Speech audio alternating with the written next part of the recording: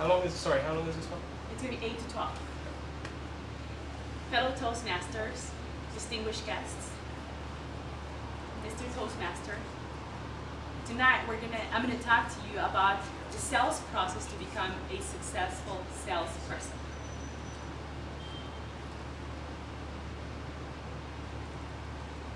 See, whether we like to accept it or not, we all are sales people. Some of us sell products, some of us sell services. All of us at one point or another have sold our ideas to the people around us. We have even sold ourselves when in a job interview, for example, or in our first date. So wouldn't you agree with me that we all are salespeople? Yeah. Right? Now, the key is to be a successful salesperson, right?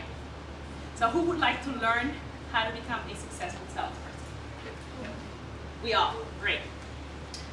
The agenda for tonight is going to be like this. I'm going to tell you about the 5 steps to become a successful salesperson. Then Tanya is going to help me here to role play so I can demonstrate how to sell a low priced product, like a toy. And then at the end, I'm going to get some feedback from all of you to see if you agree with me on the sales process. All right? So the first step would be to make the prospect feel at ease.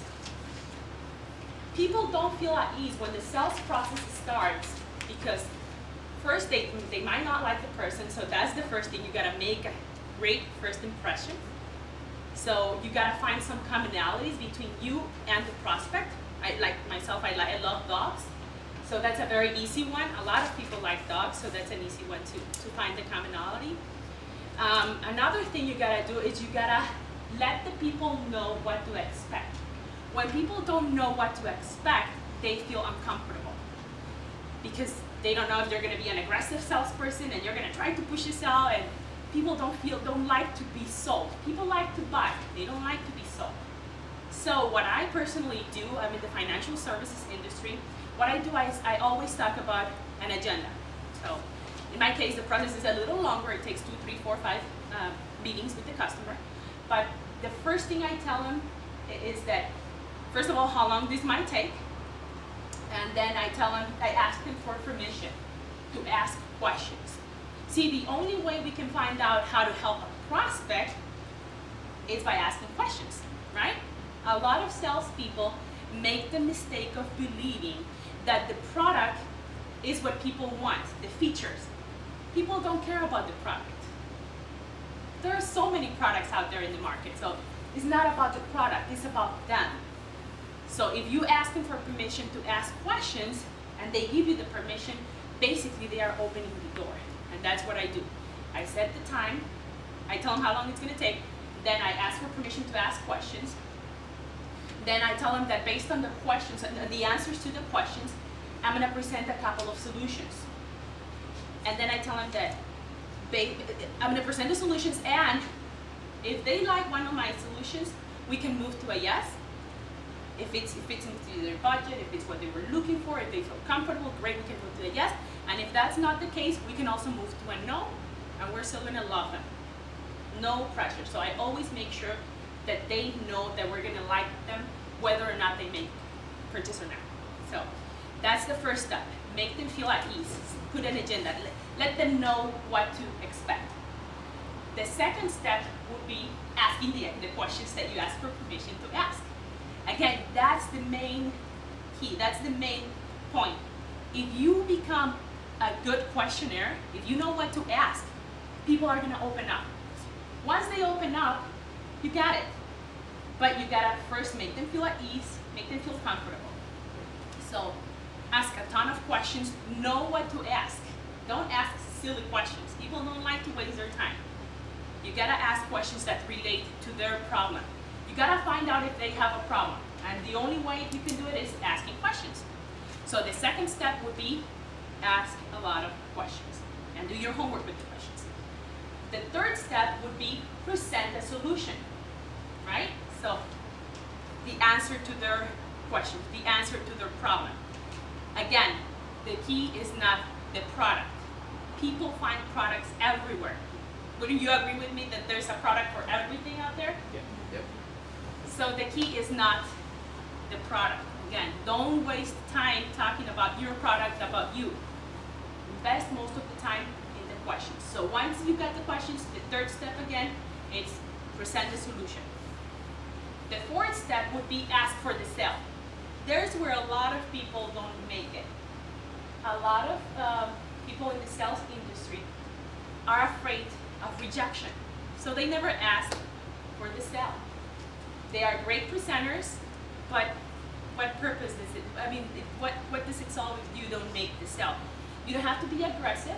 You can just ask basic open-ended questions like, do you like the yellow or do you like the white? Do you like it long or do you like it short? Do you think she'll like this one? Just ask open-ended questions and the people will tell you the answer. And that will be the way to make the sale. And then the fifth step would be to actually just close the sale, tell them what the process is of finalizing the sale, and just offer your services for the future. Whatever they might need, you'll be there to help them out. So let me recap. The first, make them feel at ease, establish an agenda of what they can expect. Second, ask a ton of questions. Second step is the most important one. Spend about 70% of the time on the questioning part. 70% of your entire time with the customer. The third step would be presenting the solution to the problem that you found out they had. Fourth step, ask for the sale.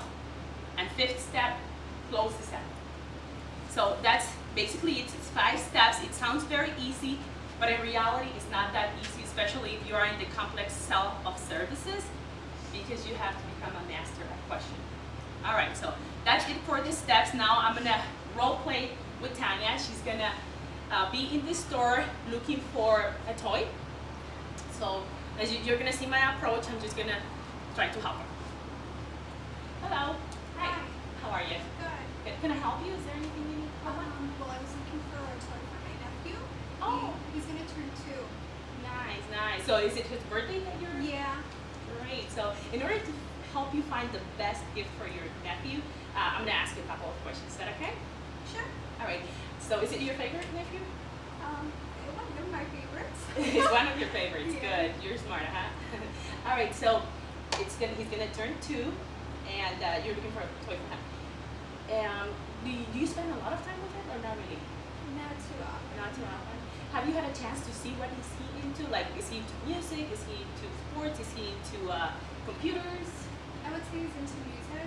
Music. All right. So he likes like playing the piano. And he likes singing and playing the guitar or strumming. That's nice. So instruments. How Yeah. about computers? Does he love computers? I don't really know. I haven't seen him on a computer. You haven't. No. All right. Well, that tells me a little bit. There's a couple of things that I'm sure we can help you with. So, like for example, we have this. You said he likes music, right? So this little piano here, it's very, very light. So he can carry it. He can actually drag it anywhere. All right. It's very easy to play with. All right. Very affordable. Oh, I forgot to ask you this question. Any budget you want to stick to?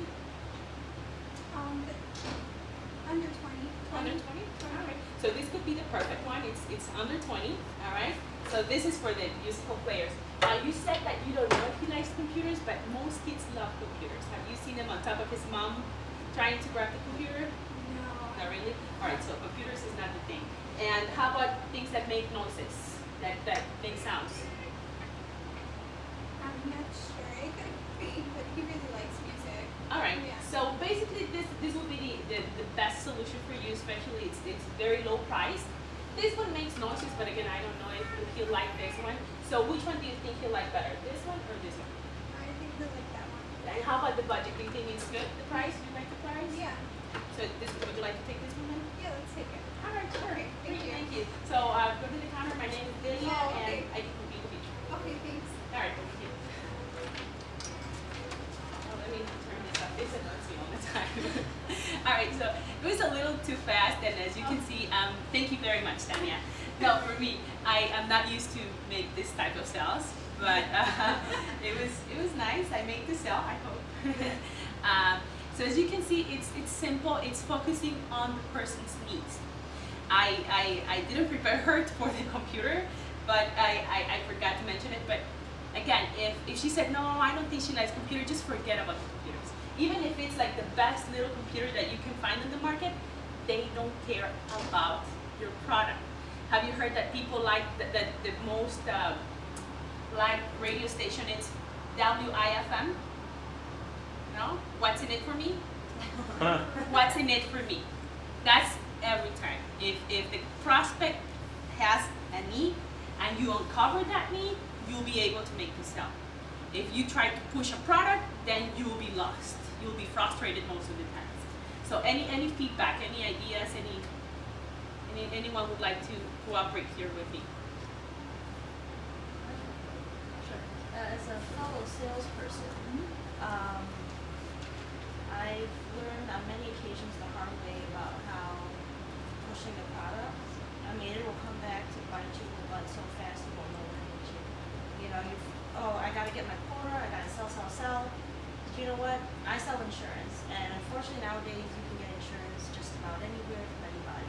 So it's not about the insurance, it's about, did I take the time to find out, you know, what you care about most? Is it protection from being sued?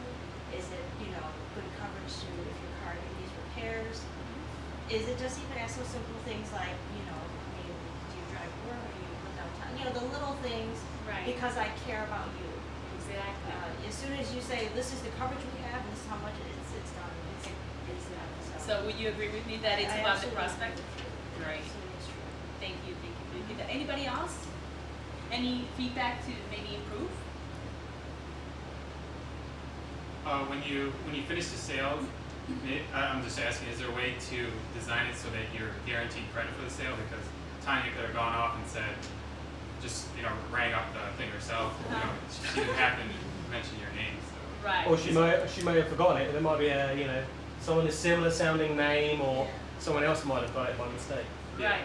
I just said my name for future reference if she needs help in the future. Oh. I don't know if toy places, stores, would they give you credit for this? I don't know. So I just didn't know how to go after the credits. I don't know. Well, what about in what you do? How do you do it? How do I do it? Yeah. Oh, I guide them through the whole process. I mean, I have staff in my office that takes care of the following steps.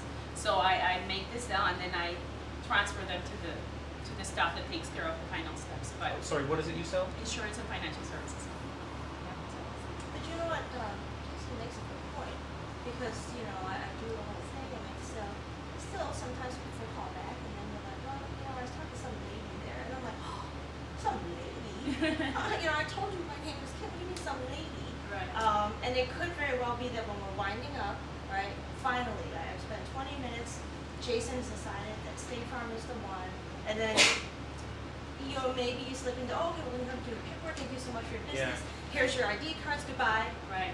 And so often, I remember everybody's name because they were so important to me, but how come when he calls back, I talk to somebody. Right. So it could very well be, again, that it comes right back to how you started, maybe, Right. is that common ground, that connection again. Right. So that Jason, there was Kim who says she also went to the same school, whatever came up, So maybe by in the the company. beginning. Right. Yeah, that might help.